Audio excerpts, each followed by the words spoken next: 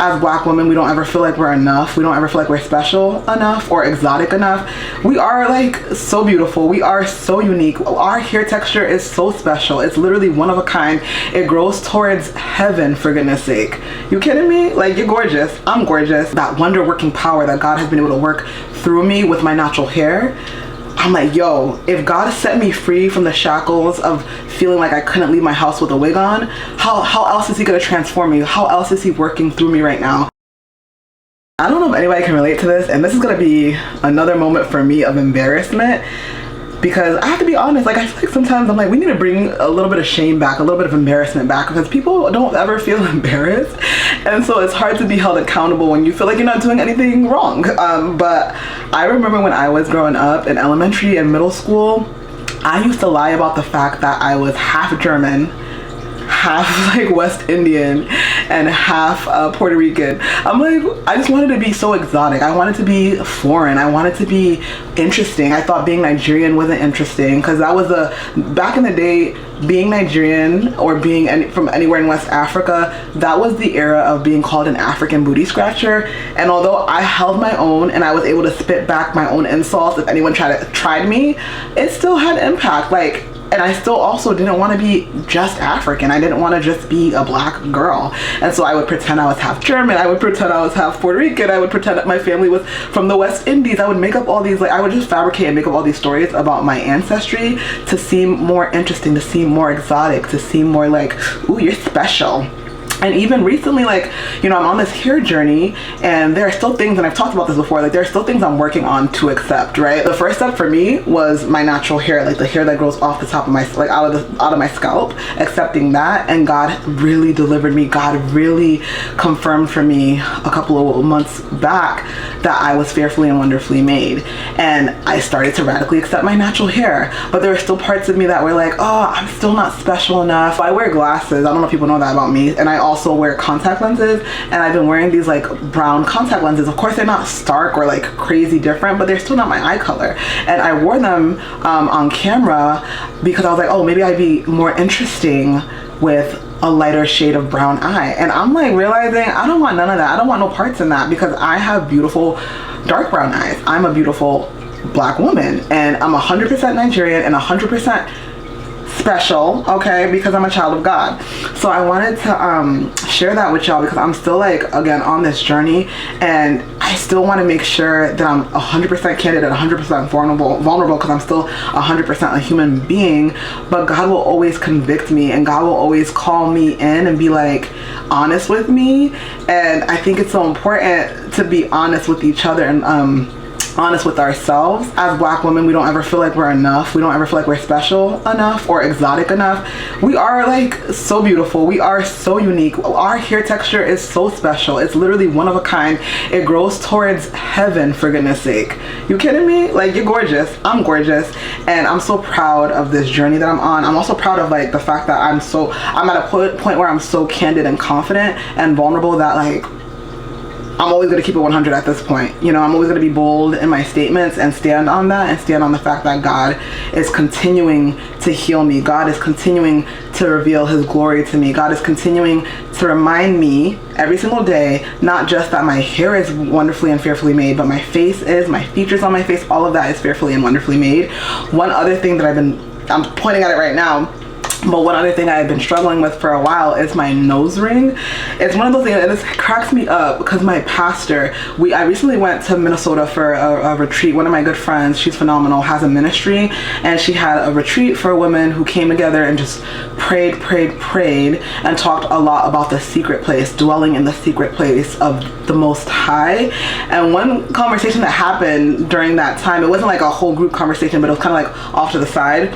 My pastor, who also came on the trip with me, she was like noticing that a few women had nose rings, and she's so bold and honest. She's not gonna ever sugarcoat anything, and I really appreciate, I need more people that don't sugarcoat, because that snaps me out of like my comfort and my insecurity when I can hear like a voice that's so bold and confident. Like, that for me works. And so she said something about like, I noticed that the girls, some of the women were wearing nose rings. There's a spirit behind that. There's a spirit behind the facial piercings. And I was like, wow, I wonder what she means by that. And the more I've gotten closer to God and the more he's been awakening me and uplifting me and reminding me of his word and to be grounded in his word, the more I look at this nose ring as another piece of insecurity, because I got it because I didn't like my nose. Like, I got it because I was like, oh, my nose needs a little jewelry. I have a big long nose, a long face. I need to like bedazzle my nose.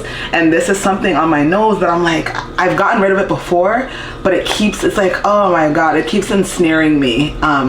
And to some of y'all who might not be spiritual, who might not be Christian, might not really see the depths of this, but for me and for people who are honest with me, like my pastor, I know that there's a spirit behind this nose ring, and I gotta interrogate it. I gotta figure it out, because again, I am on this journey to accepting all of me, because now that I've seen the power, that wonder working power that God has been able to work through me with my natural hair, I'm like, yo, if God set me free from the shackles of feeling like I couldn't leave my house with a wig on, how else is he gonna transform me? How else is he working through me right now?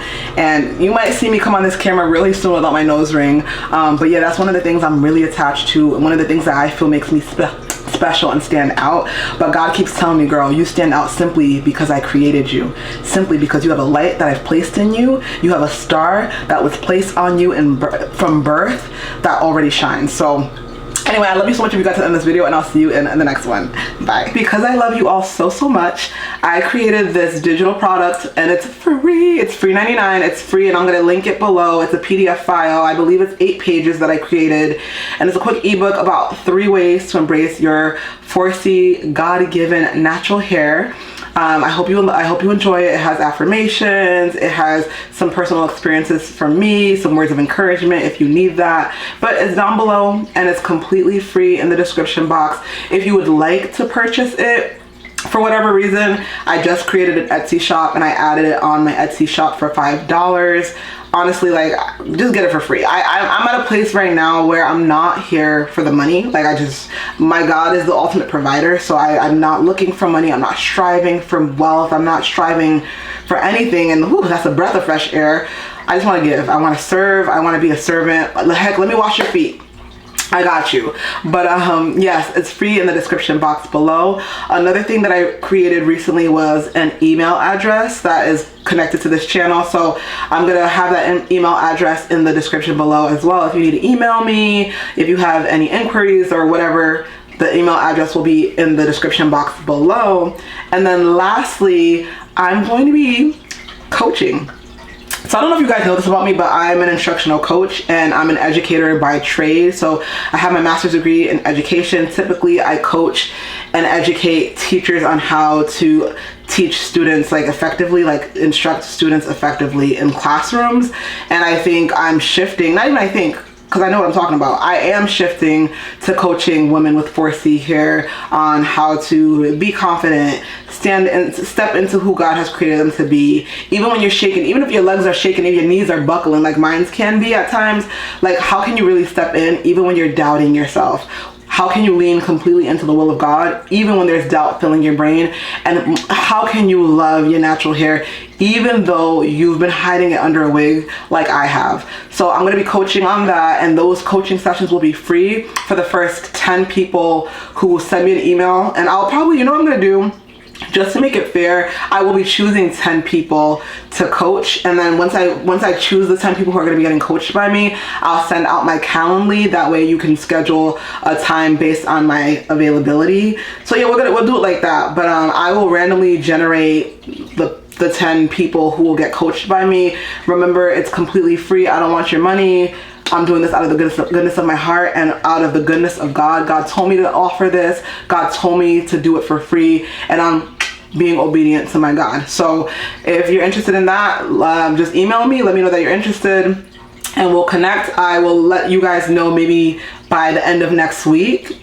Not even maybe, why am I saying maybe? I need to know what I'm talking about. By the end of next week, I will send, I'll have a video up here announcing the 10 people who will be receiving the coaching, and then I will connect with y'all individually to set up like the Calendly, the time that we're gonna meet, and then I'll send out the Zoom invites and all the links that y'all will need.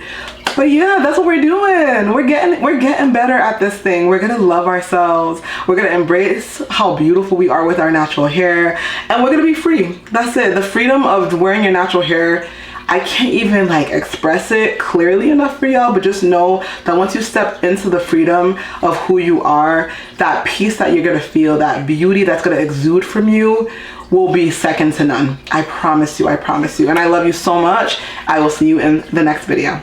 Bye, y'all.